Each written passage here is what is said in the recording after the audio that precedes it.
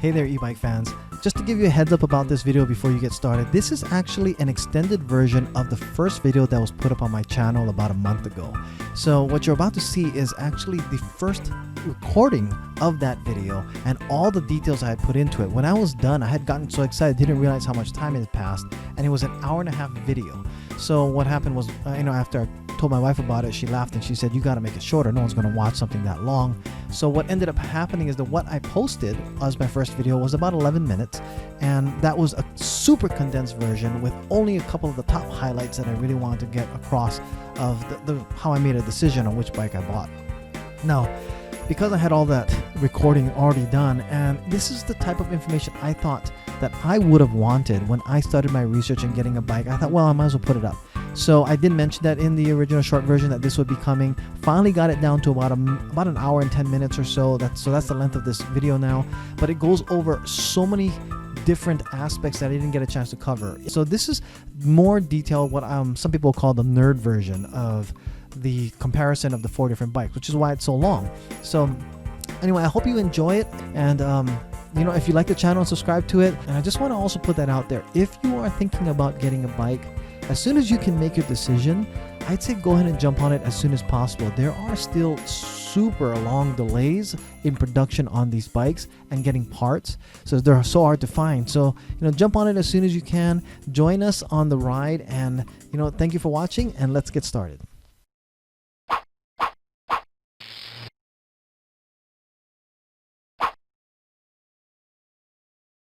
Let me start by first saying the reason why I went with the fat bike is because I wanted something that would be a lot of fun and that had a little bit of versatility to go off-road if I wanted to. A more recreational style bike, but could also be used for commuting. I do intend to use my bike to go ahead and commute. I have about a 14-mile one-way commute to work. I was doing some research on some bikes thinking, well, what's a good way to get some exercise, get outdoors, and to also just enjoy my time outdoors with it. So I was really contemplating very hard on getting a commuter bike, which was not a fat tire, it was more of an on-road. And then I just thought, if I want to take this elsewhere and go off-roading or do some mountain trails perhaps, then what a great way to go ahead and have the versatility to do it, because the fat bikes can go everywhere. And that's pretty much, I really do think it is the most versatile bike that's out there. Now, they are a lot heavier, and there's some trade-offs for it. But in the meantime, this is what I settled on. A 750-watt fat tire bike that could go everywhere and would just give me a very comfortable ride. So those of you who don't know, fat tire bikes are gaining a lot more popularity. And the reason being is that they have, one, the ability to cushion your ride because the tires are so fat. So that was one of the things that really led me to going ahead and picking up one of these. And the prices are great, and they actually look really cool. The safety factor of also the longer commute that I was planning to have, the bigger the tires, the more traction that you get, because the less friction that you're having against the road, since they're rotating slower as they're going over at higher speeds. And it ended up being that the fat bike is what I wanted to get. So what I started doing is doing a lot of research on the different type of fat bikes that were out there. And of course, price is going to be one of the things I was looking at. Many of you watching this video may be where I was when I first started thinking about getting an e-bike. Started watching dozens and dozens of YouTube videos. The electric bike review videos that are out there, I started watching every single one, whether it was fat bike or not. I just wanted to know everything I could about the different bikes that are out there. There's also a great YouTube channel by a guy named Michael who runs an e-bike school. I highly recommend watching some of those videos. Teaches you a lot about different batteries and motors and sensors and those type of things. And I'll cover a little bit of that while going into this. I decided to let's see what would happen if I did some comparisons first and see if I could get maybe something the most economical, I would say. Not the cheapest, but something that would be something I'd be happy with, that had the lowest price. And as I started to do my research and going into that realm of where do I start and what kind of accessories will I want, I'll probably be wanting to upgrade certain things. So some of the reviews that are out there, there's a YouTuber out there who talks about the RadRover Citizen Cycle. and the information he put out about his bike and what he started to do with all the upgrades he put into his RadRover, I thought that's exactly what I'd be doing. I'm going to start spending more money on upgrading the bikes because I can, and these parts that are out there. So then I started thinking, do I really want to do that? So I decided to do some more research and even looking further into building my own bike. And what ended up happening was I decided I could find a bike that I wanted all put together and just get it shipped to me. If you add up the cost of buying everything individually to put together, it just doesn't work out. It gets way too expensive. You can get it a lot cheaper, already pre-built. That's why I ended up deciding I'm going to go ahead and buy a pre-made bike. And then I started down the path of, okay, so what do I want to look at first? So I started with a 750 watt hub motor. And all of these bikes in front of you on your screen right now, these are 750 watt motors. So I wanted to get a bike that I could more than likely be able to ride almost everywhere. And these are the bikes that I came down with. And what I did is I built a spreadsheet. And this is a spreadsheet on your screen that I actually put together with all the different comparison items between the 4 different bikes that I came down to. Now, the reason why I picked these 4 bikes is, like I said, mentioned in the beginning of this video, is they are the most reviewed and talked about on YouTube. So I got a lot of information on it, and then I could just dig deeper, and it came out to, well, these were the bikes that are within my budget, the type of bike that I wanted to get. So I started breaking things down, and let's go ahead and introduce the bikes that I started looking into. So the RipCurrent S, made by Juiced. They have some great review videos that are out there about these bikes. One thing that just is really notable about the Juice bikes is they are really, really nice looking. I mean, this brushed chrome style look is unique to that particular bike. They also have other unique characteristics that I'll be talking about that actually put this on the list as one of the top bikes that I'd be deciding on picking up. You know, they have a $24.99 price here. When I first started doing my research, it was a $24.99, but there was a $200 discount. Okay, the next one we have here is the Bolton 2020 Blackbird fat bike, and this is one of the bikes that I was introduced to after finding Kyle Chittock's Bolton Ebike YouTube channel, and the guy gives us just a lot of great information for new e-bike owners. I highly recommend that YouTube channel as well. Take a look at that, and you'll see, you know, he talks about his different bikes and different styles, and he does bike reviews as well. So this was another one that entered the top of my list. Price was right, and it had a lot of great parts on it, and I'll go into more about the differences that they have that make them unique as well. And then, of course, the number one selling bike, or most well-known fat tire e-bike out there, is the RadRover. And this bike, of course, hit top of the list at one of the lowest base prices of $14.99. This was highly considered on the list as well, and I would have been very happy. In fact, I got really close to buying a used one that came onto Craigslist. I got lost an opportunity for a used one, which is fine. I just got back into the researching and finishing up where I was going to be getting, and decided, well, you know, maybe I want a new one anyway. And then the last one is the Sondors bike. This is another very popular bike. There's a lot of times there's a lot of comparisons between the RadRover and the Sondors bike, and of course, again, this price too, $16.99, is a really great base starting price as well. So I had these to consider, and then of course, what is my budget and where was I going to go? What do I want, and what do I think I would end up spending anyway for the bike that I'd really want? And let's start with the pricing of each of these bikes, and I'm going to use my comparison chart, and this chart will be downloadable on the website at ebikeproducts.com. Once this video gets published and I get that page started running and start building out the website, you'll be able to download this as well. So here's the different prices for the Juiced RipCurrent S. We started at a base price of $22.99. Like I said, this was the base at the time of just even last week. I saw it again when I double checked it again. This week it went up to $24.99, and I would suspect you probably see with the Christmas season coming up and potentially with them be able to get more supply in stock, you'll probably see this drop back down to $22.99 or coupon offers or discounts.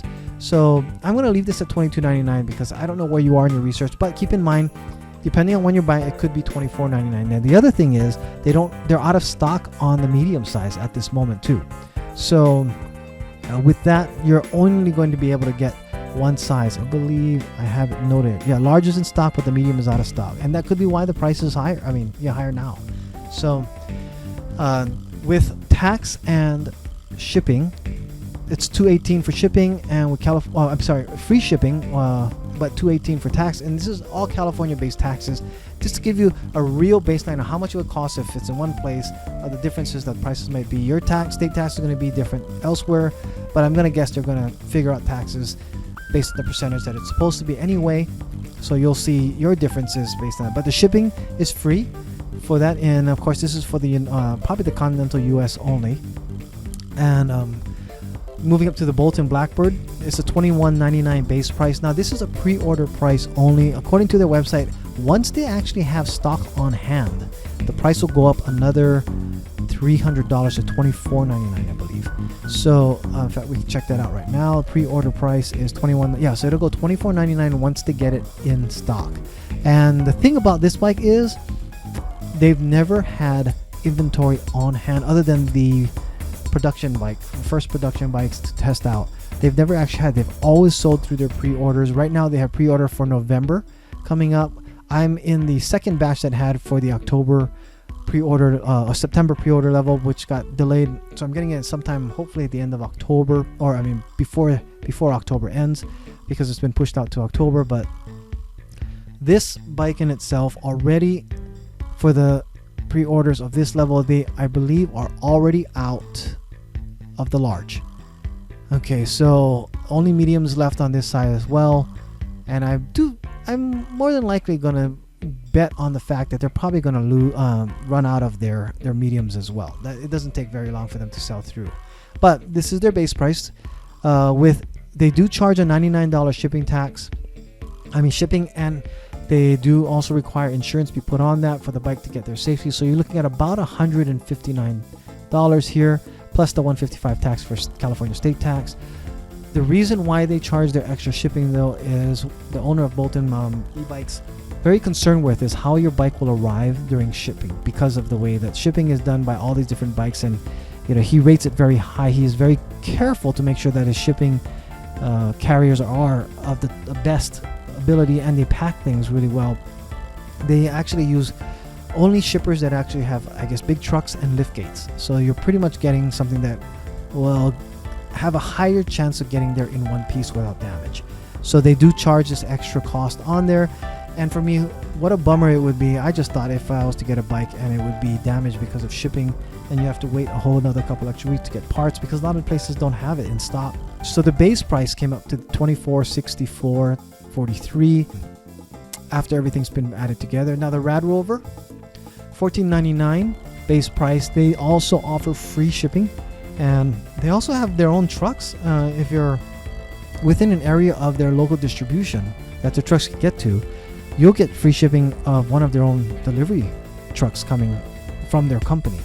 Other than that, you just add on the tax. This base model came out to $1641.41, and the Sondors XS model, they have a Sondors S model, but I am comparing the XS model because of the features and the functions that make that more comparatively to all the rest of the three in this list.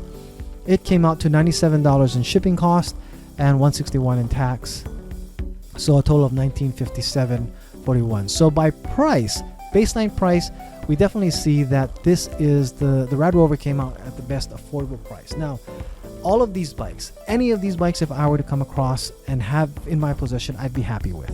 I wouldn't complain about the things that it may or may not have versus the others, but I am in a position where at this point in time, I don't want to spend more to upgrade something that even could ruin the warranty. I'd rather have something that I know what I want. Since I was going to build my own bike anyway, and I had my parts list all put out, I knew what I wanted to put on my bike and what it would be like. So besides price, let's look at what else is available to us. So let's go, we know our shipping and we know our price and our total, so let's go into our speed. So the juiced RipCurrent S is a class 3 bike. Now it can also be considered a class 2 if you have it changed in the settings to keep below the 20 mile an hour max throttle limit on there. So we have the ability to go above that, and once you go above it, then it becomes a class 3. And the same with the Bolton BlackBird. It actually comes set as a class 2 bike, and you can adjust the settings within the display to increase the amount of speed capabilities and unlock it basically. So it can go up to 28 miles an hour. Now, a class 3 bike is not supposed to go above 28 to be considered a class 3, but if you can pedal it faster, then you have the ability to go past that anyway. RadRover 2 is only considered a class 2 bike, and these classes are listed here as well. You have a class 2 RadRover. It only has a max of 20 miles an hour, and including the Sondors XS also has a max of 20 miles an hour, and that will keep it within a class 2 range. And of course, the reason why we have these classes is you want to definitely check with your local state and city laws of what kind of limitations they have on different bikes, because then you want to make sure if they're going to start cracking down on e-bikes, then you have your bike set to the proper level. Now, there is a class 1 out there. That means it doesn't have a throttle on it, and all of these bikes have throttles, and that's another reason why all of these 4 are on the top of my list, is because I wanted to make sure I got a bike that had a throttle. Here's one tip I can give you about finding out which bike might work best for you. All 4 of these bikes, most of the time you can only get them through direct order from the company. So there's not a lot of opportunity for you to test ride any of these in the general public unless you find someone who already has one. Now, you can see a lot of the RadRovers if you go to your local bike shops that sell e-bikes and do repairs on e-bikes. What I've found is that most of them do repairs have RadRovers in them because they were the #1 selling bikes that are out there. That means they're plentiful, and when people need maintenance and they have an e-bike shop nearby, you'll see these RadRovers in there, so you can take a look at them, not necessarily test drive them. My wife was thinking about how big the investment was, and she realized that in order for me to know what kind of bike I wanted to get, because there were so many, she wisely recommended that I go rent some. And I have a local e-bike shop in our area. I went there 2 different Saturdays, and I rented 2 different bikes to test out the different styles that are out there. Now, the first bike that I rented was a torque sensor, more like a cruiser style bike, but not a fat tire bike. So I've never test ridden a fat tire bike, but this cruiser was 350 watts and got me an idea of what an e-bike really was like, and it was amazing. It was so much fun. But I also realized that 350 watts did make me still do a lot of work with this particular bike. And because my commute is 14 miles and sometimes at the end of the day I am spent, I'd rather have a bike that could pretty much take me home without me working as hard, unless I needed to, relieve some tension and stress, and I'd work the bike with my own legs if need be. But what I ended up finding out is I really wanted a bike that had a throttle to it. So all 4 of these bikes have throttles on them, and that's something you might want to also consider when looking at your bike. Does it have a throttle or not? And once it does, it's going to have to be a class 2 or 3. So there's going to be a trade-off. If your state only allows class 1 bikes on trails, then you might want to get a bike that does not have a throttle, even if you want one, just because you don't want to limit yourself to the possibility of maybe perhaps getting a citation. Okay, so the next thing that I'm looking at here now, these cells that are in green are what I thought were the notable best of the 4 that were coming out here. So with these, the speed at 28 and 20, there's nothing notable because 2 of them actually are above. So I guess both of these should be green. But then again, if I was going to keep it at 20, I don't need to go 20 miles an hour. Like I said, test ridden the bike. Anything above 20, it'd be great to have, but do I really need it? I don't know. I enjoy the ride. I really do. A cruising speed on it, and even when it's going to be a fat bike, I'm sure I'm going to be enjoying the ride. I don't need to rush anywhere with these. It's for recreation as well, and that's one of the reasons. So just keep that in mind. These 2 have a higher top speed. The RadRover has the capability of being upgraded with additional aftermarket parts, which of course will ruin your warranty. So keep that in mind as well. And I believe the Sondors also has upgrade capability, but you'd have to look in that. I did not look into anything that was upgradable with the Sondors bikes itself. Okay, so the next thing a lot of people want to know is what are the ranges of these bikes? And this is where I was saying one of the unique things about the juiced RipCurrent S bikes is that it has the capability to go almost up to 100 miles on one charge. And it's, the low end of 40 all the way up to 100 miles. It's pretty amazing. And one of the reasons why that is because it also has a bigger battery that it comes with. So these RipCurrent S's, that was one thing that was a really big, advantage that it had, because with my commute being 14 miles one way, if I didn't charge the battery at work on some of these other bikes, if a 25-mile range is really what it had then I might not make it home on battery charge. And a lot of these bikes are pretty heavy. We're going to go about something about the weight next. But I like to keep that in mind, that I needed to make sure that I had a bike that could go about 30 miles round trip, and without having to possibly charge it. But one thing to keep in mind is whatever manufacturer says the range is, you really have to take that with a grain of salt, because it also depends a lot on how heavy you are, how much pedaling you're helping the bike, and a lot of different factors. How many hills you have, what gears you'll be running in, and all of these different areas of it. So just keep that in mind, that even though every company has their own different ranges, there's going to be a lot of factors that will make these ranges vary quite a bit. So even these up to 45 miles, just keep in mind that is up to. So you could get a 20 to 45 mile range, same like the Bolton. This is 25 to 50. Now, when I do take this bike to work, I will have a charger at work. I'm going to make sure either bring it with me or buy a second one to be able to charge at work, because I do anticipate when COVID starts to lighten up in the US, we will all be ending up back in our offices. Now, moving on, e-bike weight. This was another thing. I wanted to make sure that I got one of the lighter bikes, so I made sure I put down some of the specs of what is the weight. These bikes, fat bikes, are heavy. Look how big they are. I mean, these things, they weigh a ton. They're not, the bikes that I rented were about 40 pounds, and they're easy to throw around. I could lift them up, take them up the stairs, not a problem. But when you're looking at 60 pounds or 70 pounds, I'm talking about some pretty heavy duty weight, and they're big. It's really hard to gauge this, but when you see this live in person, these bikes are big. So that's another thing.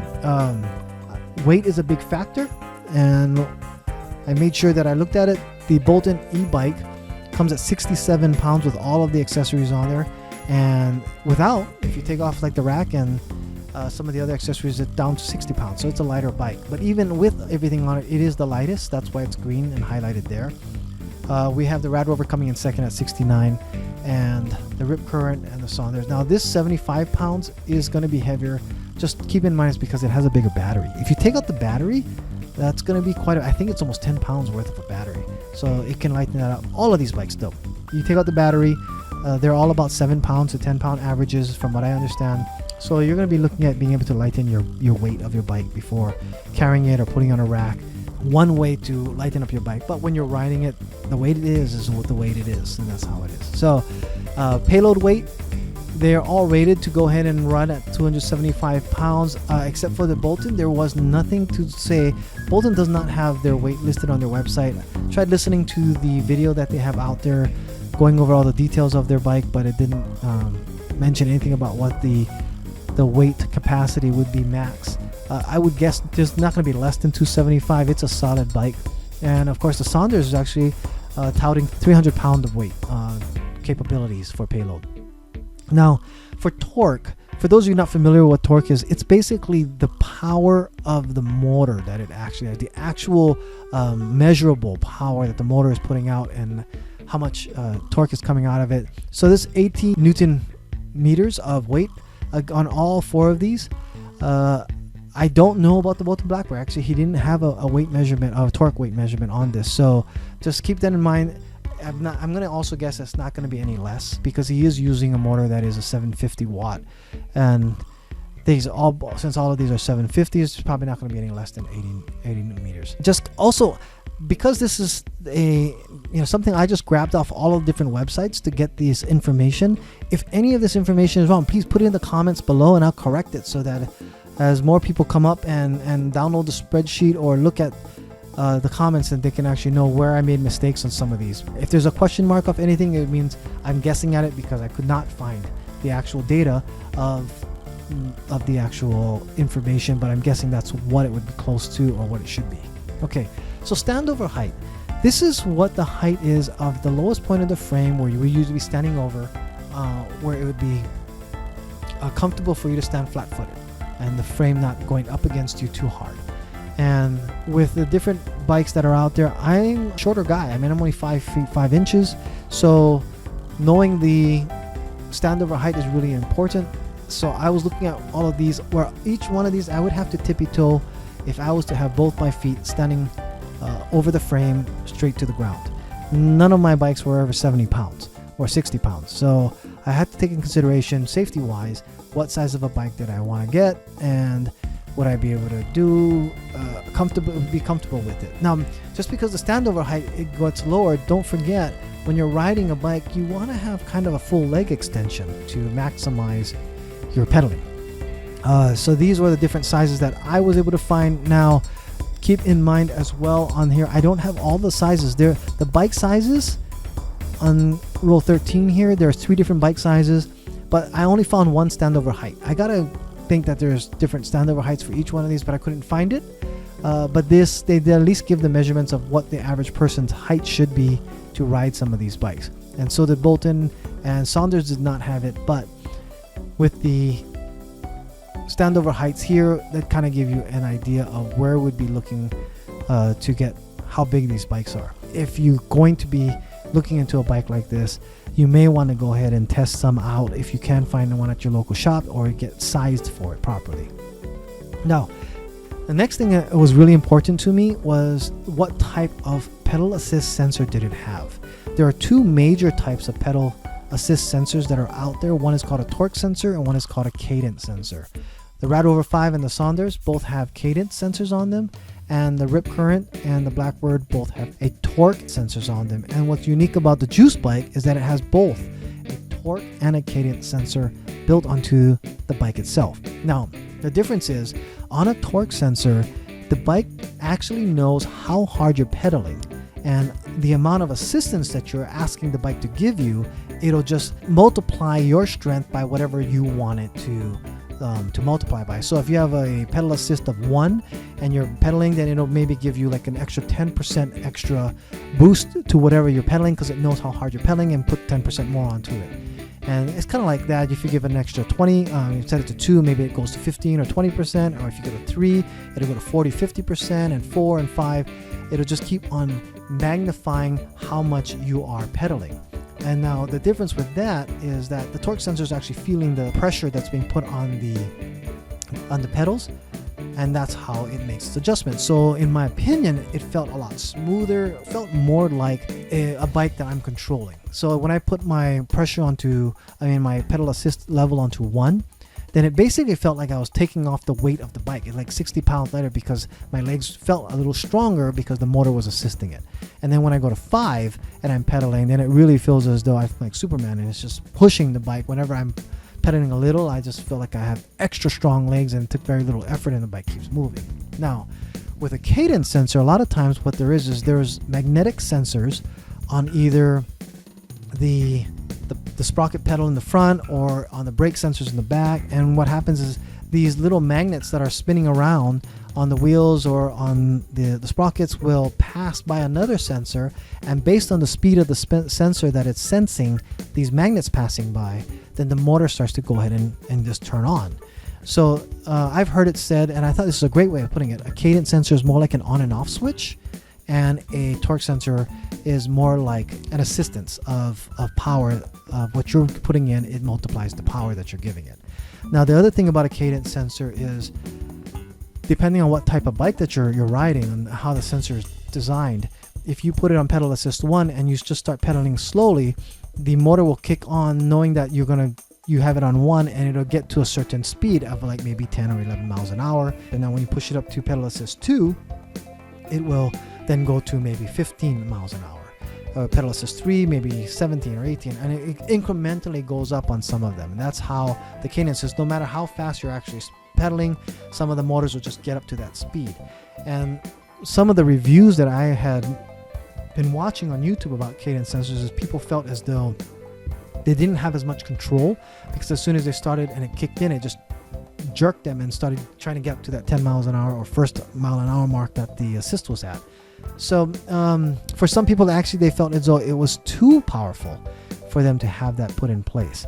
Now, the other thing is, the reason why I like a throttle is that if I don't want to pedal, I could just go ahead and either, whether it's a torque or a cadence, both of those sensors are using pedal movement in order to make you go forward. So all of these bikes, I forgot to put it on here, but these all have throttles, because none of the bikes, if it didn't have a throttle, it would not have made my top 4 list. So all of these bikes have throttles, but those are the type of sensors that are available on them.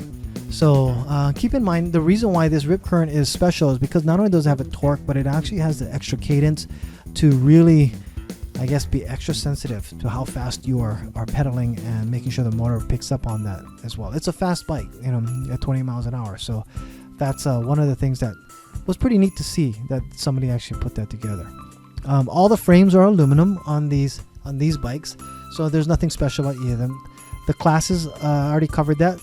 Here are the different sizes that are available. The RipCurrent has 3 different sizes, multiple colors.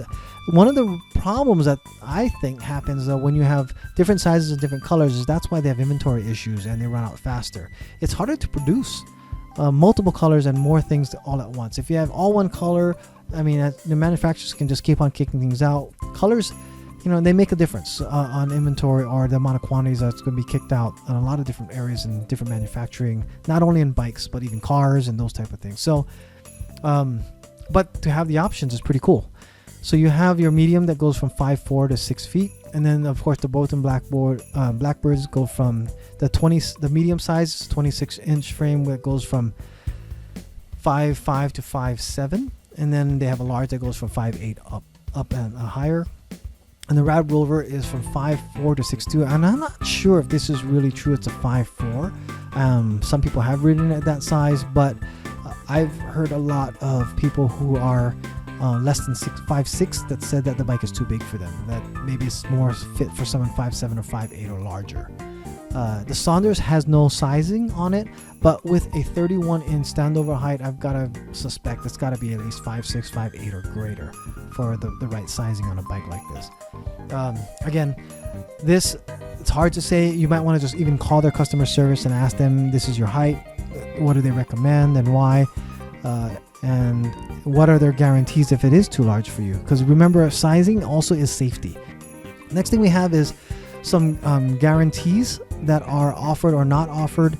I know that RadRover has a refer a friend. If you already have a friend that has a RadRover bike and they refer you, they get a $50 gift card and you get a $50 gift card from Amazon, if I'm not mistaken. You can look online actually for some of these YouTubers that do reviews. And the guy who actually has a YouTube channel called Ebike Escape. If you watch some of his videos, he'll tell you how to do it, where you can get a $50 Amazon gift card for a discount on that as well. There are some others that have like cart discounts or email list sign up for the RipCurrent. You sign up for it, you get actually a $50 discount. And Sondors, I have not come across anything that actually gives a discount. Bolton BlackBirds, they don't really have any other discounts right now, other than if you do the pre-order, it is $300 off. Because like I said, once they get it in stock, if they get them in stock, then they will bring up the price for immediate purchase from their store at $300 more than what the price is right now. Now the next one I want to talk about is the motor. I did mention already that 750 watts was what I was looking for, and these 4 bikes all had 750 watt motors, and that's what they were rating it on their site, or what they're calling it. There is a guy named Micah that runs Ebike School. That's the name of his channel on YouTube, and he talks about the different type of motors and why, or how to understand the wattages and what you really get. So not all motors are the same. Not all wattages are the same, what people are saying that's on their bikes. And he gave a great description on how to figure out, what kind of peak that you're going to be getting, what nominal is. And basically 750 watts, most of the time when most of these manufacturers are putting out their rating of a 750 watt motor, they're actually telling us that that is what the motor will run at most of the time without overheating. That's what's designed to run at nominally most of the time. And they do have the ability to reach higher peak speeds and push a lot more power into the motor, up to 1300 watts or 1000 watts. So like the RipCurrent is also on their website, they say they have 1040 watt peak.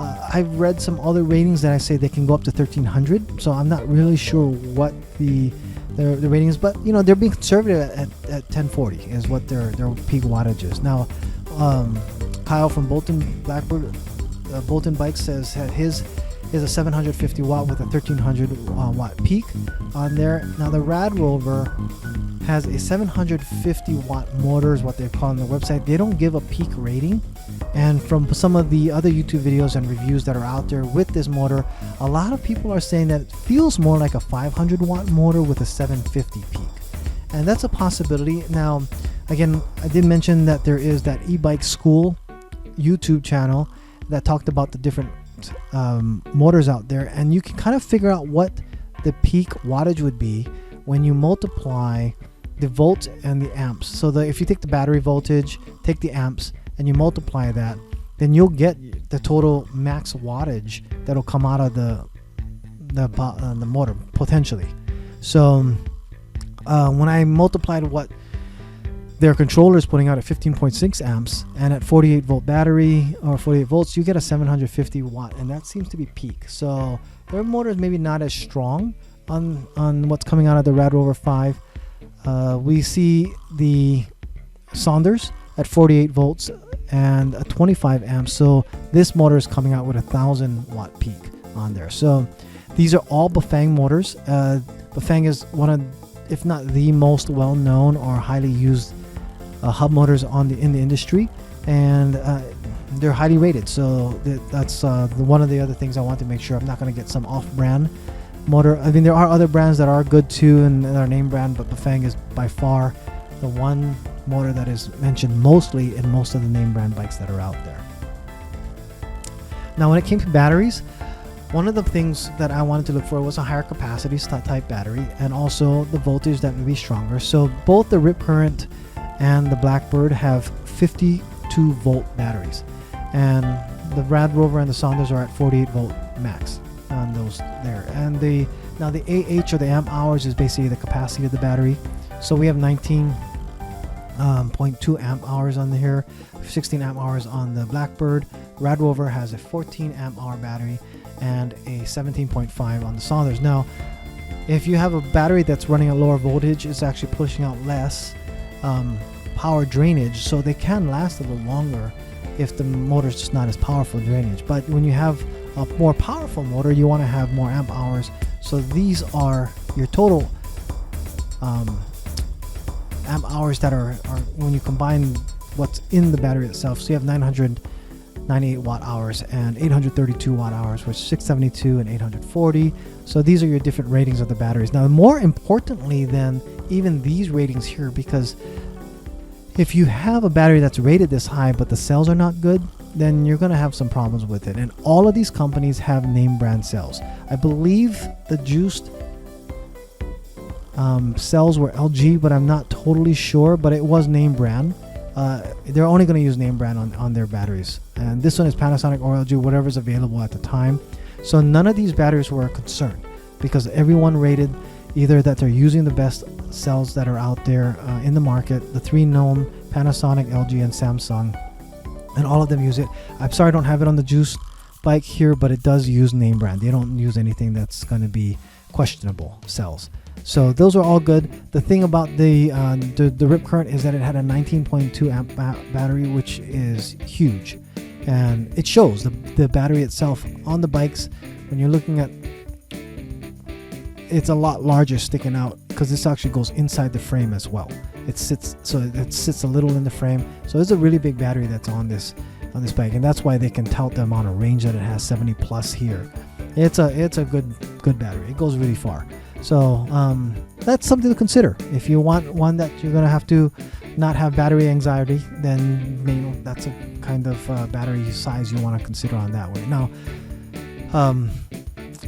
the other batteries, they're not bad, and you can, one of the other options is also buy a second battery, so you have a backup, and carry it with you, or to see if you can find higher capacity batteries. Now moving on, the controllers. These are the different amp controllers that are out there. Basically, the higher the amperage, the more power to put to the motors. So that's one thing to consider as well. The RadRover has a smaller one, and this could attribute. Now, keep in mind, it is not a bash on RadRover. Their pricing is hard to beat. I mean, $14.99 base, and that includes shipping. So you're going to get a bike for $1,641. There's going to be some sacrifices to get the prices lower. And one of it's going to be is the battery size, because batteries are one of the most expensive components on the whole bike itself. Most of them run $400 or $500 aftermarket. And you're going to have some of these trade-offs on that. The amp controller is a little smaller. Now, the only thing is that I did notice if you look on YouTube, a lot of the upgrades is people are upgrading this part. But they're not unhappy with what they currently have. They just want something faster, or they want their bike to go faster, and they love their bike that they're going to upgrade just the motor or just the controller. So those are things that they can be done. Again, the type of throttle, they all have throttles on their bikes. 3 of them have thumb throttles, and the RadRover has a twist grip, which is more like a motorcycle or a moped. So it's all a matter of preference. You can get used to them either way. Some of them have the thumb on the right, some of them on the left, and that's another thing that you'd have to get used to. Next thing is the brakes. This was a big deal to me as well, because one of the big complaints, or I guess some people were a little dissatisfied with, were the type of braking styles that are out there on different bikes. Now, the bigger the disc, of the brake, the more power typically you would have, because there's less rotation against the brake pads. So the Bolton BlackBird has a 203 millimeter disc brake, and it's a 4-piston hydraulic disc brake too. So there's 4 pistons pushing the brakes on it as well. The others have all 180s. I don't know if they have 2 pistons or 4, but I believe most of them are 2 pistons. And the only thing about the RadRover is that they have a mechanical disc system or brake system, where the rest are all hydraulic. So you have to squeeze a little harder with mechanical brakes on this one. And hydraulic is supposedly less maintenance as well. Now, it doesn't mean the RadRover stops poorly. It's just that the others will stop maybe more sensitively. And because everybody who's riding the RadRovers are saying that the brakes work fine, but some of the heavier riders have also noted that they wished that the brakes were fast, or they're upgrading them to hydraulic because they want a little more stopping power. So this 203 is pretty awesome for Bolton to be putting on their bike as well. The drivetrains, both the Juiced and the Bolton RipCurrent, the Juiced RipCurrent and the Bolton BlackBird have 9-speed cassettes, and the RadRover and the Sondors are both 7-speed. It does make a difference if you do a lot of shifting, or if you're going to be using, especially because these 2 here are torque sensors, then more gears actually makes it more beneficial. Where when you're talking about something like these 2 with cadence sensors, it doesn't matter, because no matter how fast you're spinning the pedals at a certain speed, you're not going to be able to keep up with it, and it's not sensing it at that point as far as the pressure. It's all a matter of how fast the torque, the cadence is actually being sensed before it picks up on speed. So 9-speed is nice on these 2, and these will both be green, but there's not one that stands out more than the other between the 2. Okay, so the forks on these bikes here, there's a difference between the forks that we have on these bikes. If you can see here, the fork is actually going to be going up and down in this section here at the top. That's where you see the silver. It goes up and down in here, and this as well. All of these are standard forks, whereas the Bolton has more of a motorcycle type fork, and it's called an inverted fork. So the bottom goes into it up in there. So what happens is it makes this bike have kind of a funny look.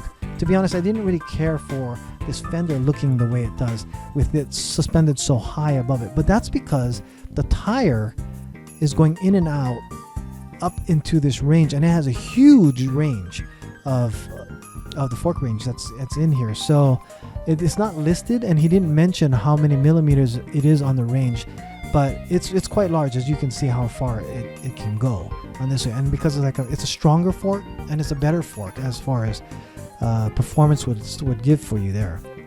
And all of these have adjustable fork stances. I don't necessarily know which ones are lockout and which ones are not. I believe most of them are, but that's one thing, that the reason why the Bolton is green is because they have an inverted suspension fork, more like a motorcycle. These 2 mention 80 millimeters and 120 on the Sondors, and I didn't get the actual length on this one here.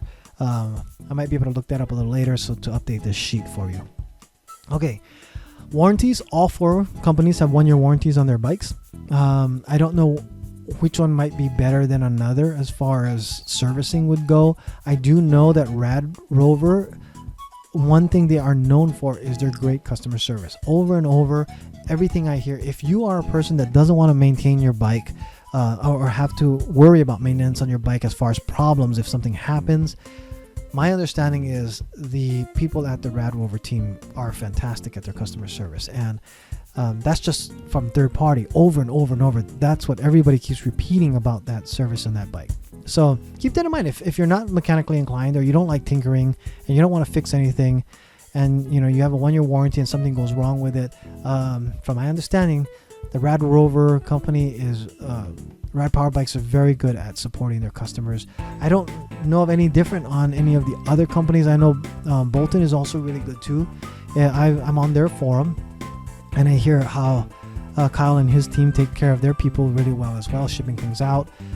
If you have a problem with, like, even the RadRover bike, if you have a problem, you take it to a bike shop, they will cover the cost, so they don't have to have some. But they do have their own repair team in vans that run around towns as well, as long as you're within the range of their service centers. I have not heard anything about Sondors as far as their support would go, or juice bikes. There was one YouTube reviewer out there talking about his juice bike and the service he got, and he didn't have a complaint. It was just typical of anything that's online ordering only. All these, if you need to get a part, they'll have to send you out a part, and then you have to send the part back, or they'll tell you how to do it or walk you through it. I've heard of some companies that actually, I think maybe it was Juice, they just sent him a completely new bike, and he's just shipped back the old one.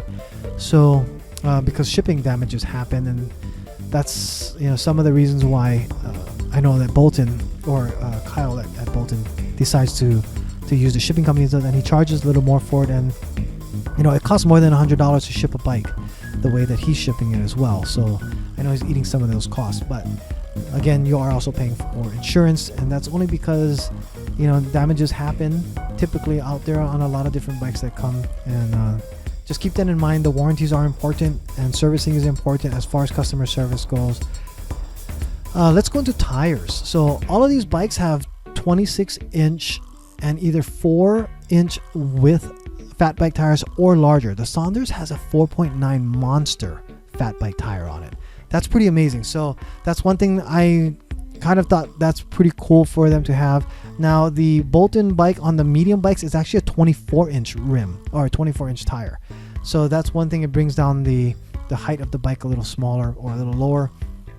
But it's still a 4-inch wide fat bike tire. So that's you're still gonna get the fat bike feeling. It's just gonna be a little smaller on that one as well if you're getting a medium-sized bike. And I'm gonna guess the Juice Rip, I don't know how their bike sizing, if it's just the frame and they're still keeping the 26-inch. I believe they are, because there's nothing else listed as different sizes for tires. The different colored or the different displays, this is not really a huge deal breaker for me. I actually do believe this is an LCD gray display as well. It has a lot of functions and features on it.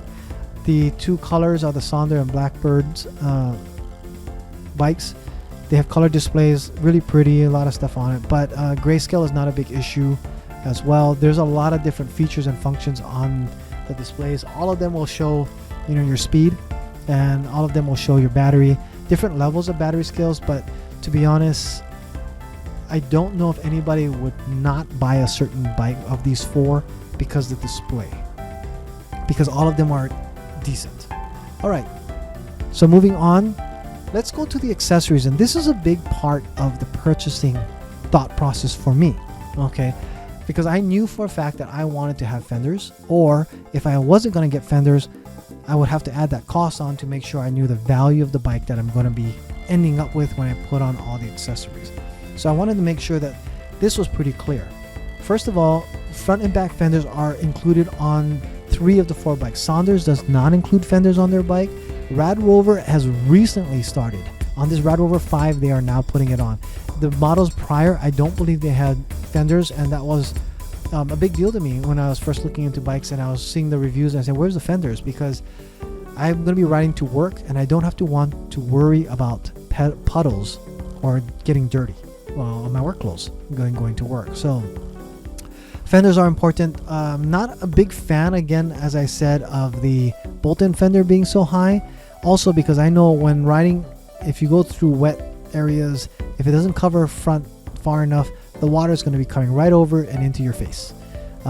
So I might have to figure out a way, if there's a way to get a longer fender, if I was to get a bike that doesn't have a fender all the way. Sondors does not have fenders at all that come with it. I don't know if it's an option. I couldn't find it. So that's something that got to keep in mind. I'm sure somebody has aftermarket fenders if they don't offer it by Sondors themselves, but most of the time I see it's about $100 for fenders to be added on.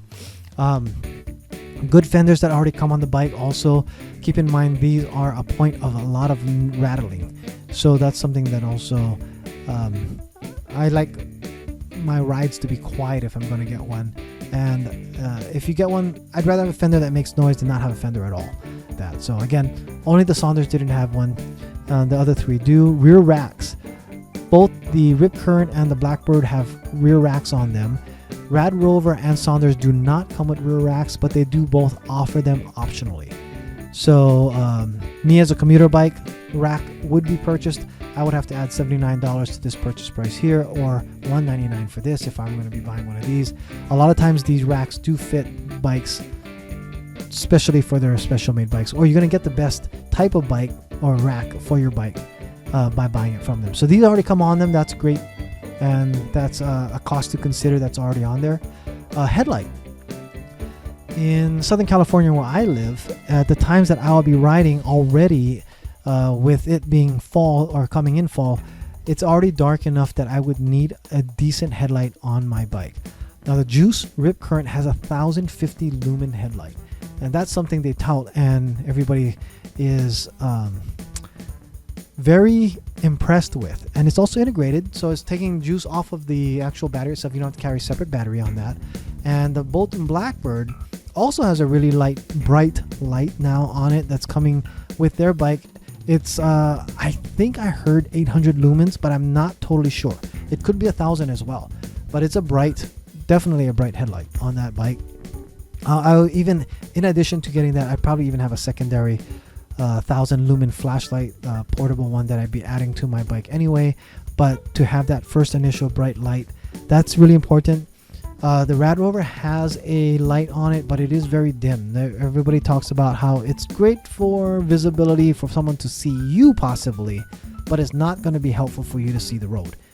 And you're going to have to probably spend anywhere from about $30 probably for an aftermarket 800 to 1,000 lumen flashlight or light to have a decent lighting on there. So that's another factor I would add on. And as well, the Sondors does not come with a lot of extra accessories, as you can see here. Brake lights. Both Blackbird and the RipCurrent and the RadRover, all three in fact, all have functional brake lights. Sondors does not have a brake light or a rear light, I believe, at all on their bike. That I see. You can't see any lights on here. That's easily resolved. You can buy one really cheap on Amazon or anywhere else and stick one on there, but to have it functional, it has to be integrated with the brakes. So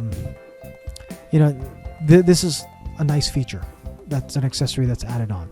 And basically functional means that when you pull the brake, it actually does light up.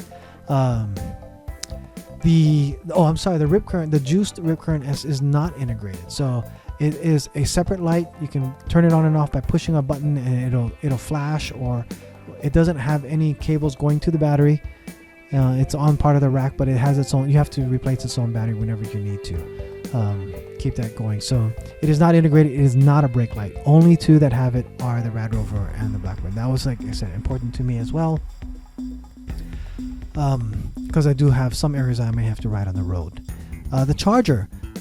All bikes come with the chargers. The Bolton, I believe, is a 2 amp as well. I'm not totally sure on that, but I believe it is a 2 amp, which is a basic power. The one thing that's cool is the Sondors comes with the 3 amp, which means it's a fast charger, or it's faster. With the battery being so big on the RipCurrent, just keep in mind it's going to take longer, a 2 amp charger to charge it faster, or to get it charged fuller.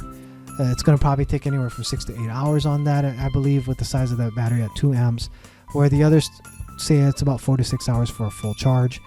And the RipCurrent juiced bikes does offer, I believe, a fast charger as well. That is available to you if you need a faster charger on that.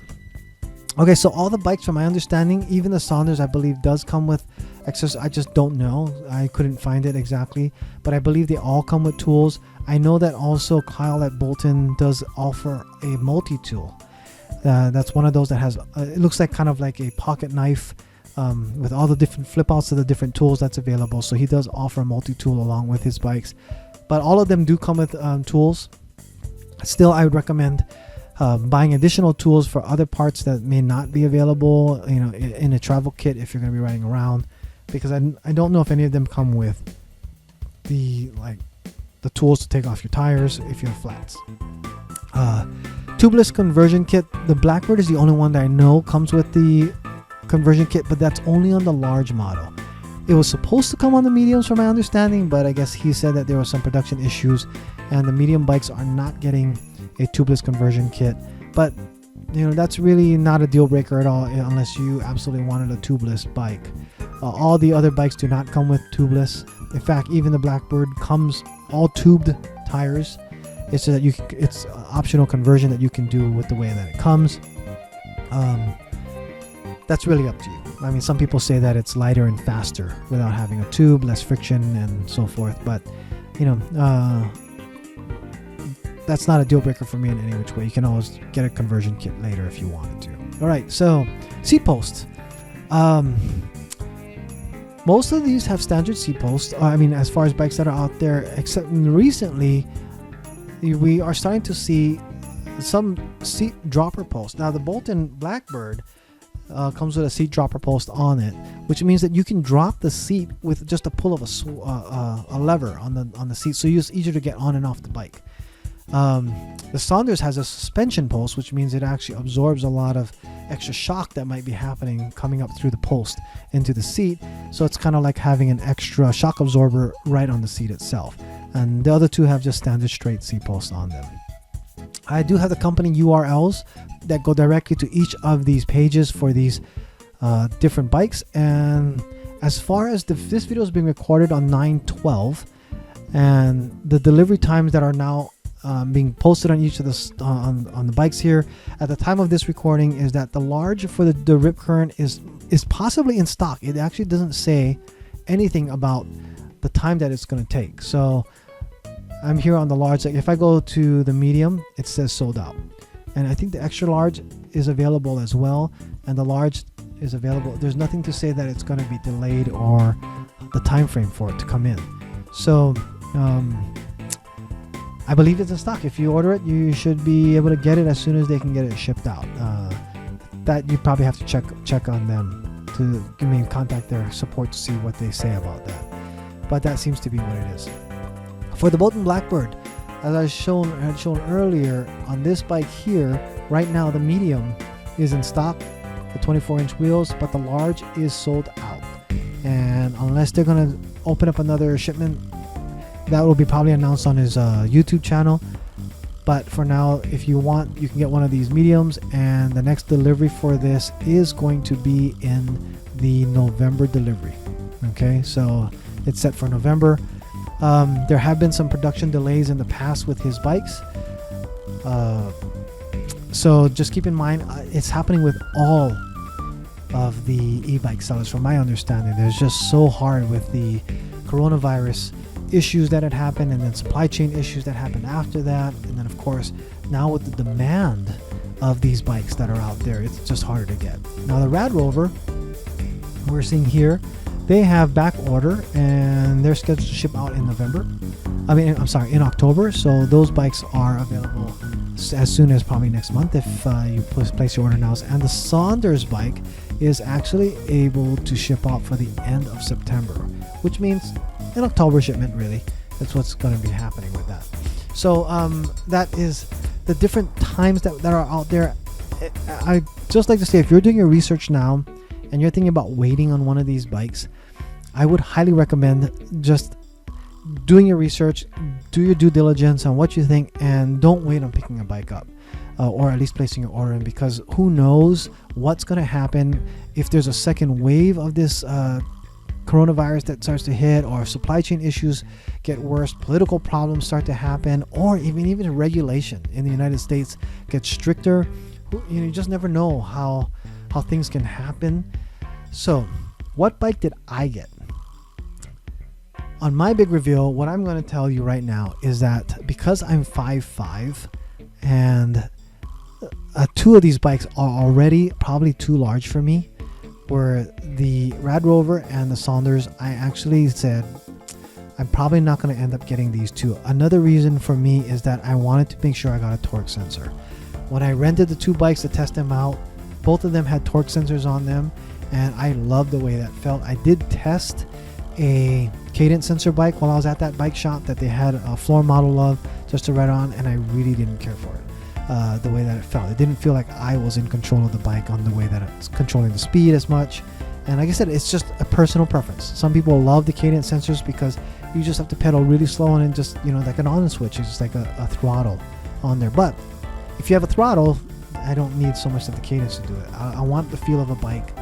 If I want to pedal and I want to help it out, I can do that. It just felt a lot better for me. So the RadRover and the Sondors were not an option for me. I gotta admit, this is all again personal preference. If I got these bikes, I'd be happy. Even if they're too large for me, I'd be happy with them. There's nothing being said about it. If this was my budget, I would pick one of these two bikes. The prices are lower. It had less accessories with it, but with this smaller price, I could upgrade it to make it go faster, because that is $200 for aftermarket. Once my warranty's up after the first year, I'd probably, if I wanted to make it go faster, I could buy that aftermarket part and upgrade it then. The other thing I liked about the RadRover is the community that they have is pretty amazing. I mean, I joined the community groups just to see what people are talking about, and they're all really nice people.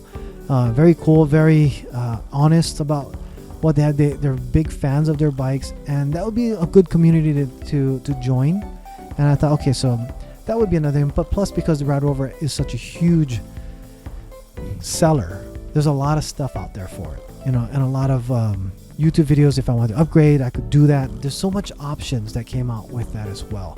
So those are some of the things that actually decided I would go with a RadRover if a $2,000 budget was where I was at, even though that I would qualify for the Sondors. But again, it came down to one of these two bikes, and I wanted the bike that actually had a cadence, a throttle on it, a torque sensor on it. So these two qualified for that there. I wanted a bike that was going to be a little lighter, but also the size mattered, and both of these actually had the right sizes for me. So which bike did I choose? I actually ended up choosing the Bolton BlackBird. It was a tough decision between the two, but to be honest, the data that was given, or not so much the data, the marketing that was done by Kyle at Bolton BlackBird or Bolton e-bikes, and the information that he puts out there, the education that he puts onto YouTube, and everything that's all about the bikes that are coming out, they're really was really attractive to me as far as the quality of how he likes his bikes, and that I placed a lot of weight on that. Now, that's not to say that the juiced bike owner does not care about his bike in any which way. You watch some of his videos, he's passionate about his bikes and his designs and the way he does things as well. The guy really loves e-bikes as well. So both owners take pride in what they do and the work that they have and the workmanship that's on it. The juice bike battery size was a huge draw for me on that way. To have a battery that can go from 40 to 100 miles and have everything else, and the bike is really nice looking. Both these bikes are just pretty bikes. Of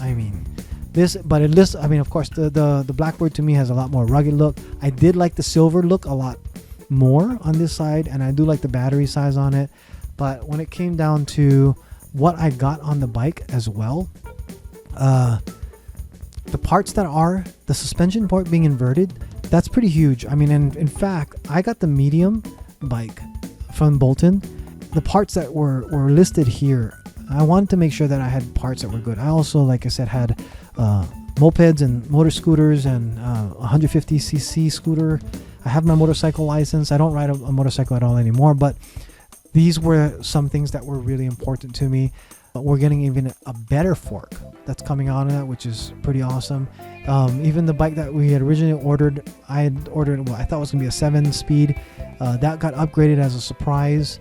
That's going to be coming in. And shipping, I was willing to pay the extra for shipping. And of course, this total was a lot more. I mean, it's almost $800 more than a RadRover and a Sondors. But as I said, when I'm looking at what I would end up upgrading my bike with, it would probably end up being that I would be upgrading it to something closer to another $1,400 or $1,500. In fact, there's a Citizen Cycle on his YouTube channel. He does all the different upgrades that I probably would have ended up doing myself. And he also lists, there's a great YouTube video he has, I'll put it in the description below, that actually he gave the price breakdown of all the upgrades that he did. And with that, it ended up costing, if not the same, maybe more than the Blackbird. So I thought, okay, I might as well do that. I ordered my bike on June 20th, and it's already September 15th. So it's over just under 3 months, like just coming by. But I'm probably not going to be getting the bike till probably mid-October. So it's going to be 4 months wait. But I've been able to get my accessories at better prices because I had time. Those are all the things that are starting to happen. So I'm taking advantage of the time that I have.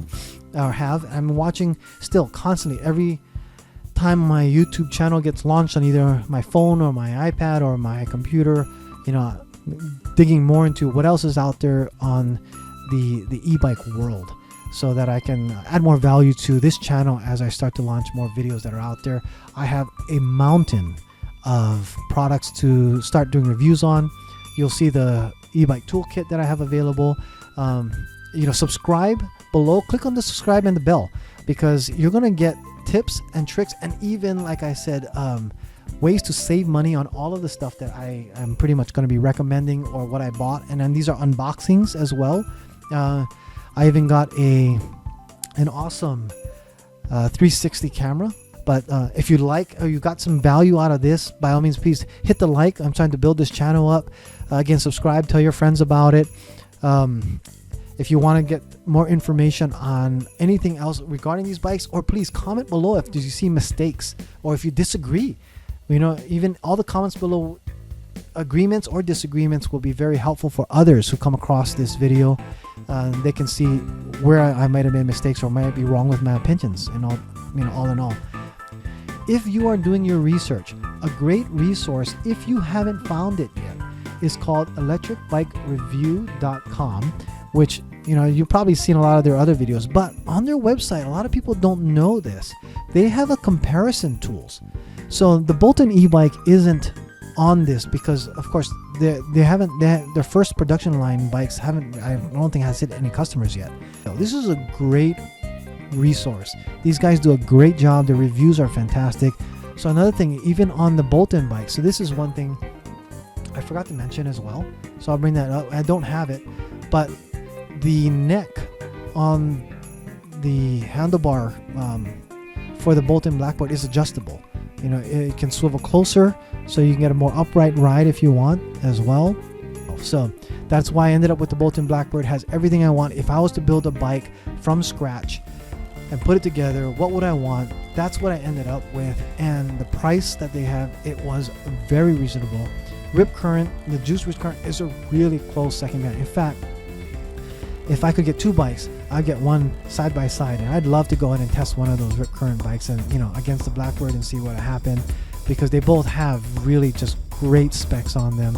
The RadRover and the Sondors, also very good bikes, just not within my needs or my wants. I think that's pretty much everything I have to say about the 4 bikes. I hope you got something out of it. Again, if you got some value out of this, please give it a thumbs up and put a comment on what you liked best. Which bike would you get? What are your budgets? Order your bike as soon as possible. Join the community of e-bike riders. And more than anything else, enjoy your ride, have a great time, be safe, and make sure you don't forget to get your helmet, and protect your head. And let me know when you get your bike. Put your comments below. I appreciate you guys all out there, and I will see you in the next video. Thanks.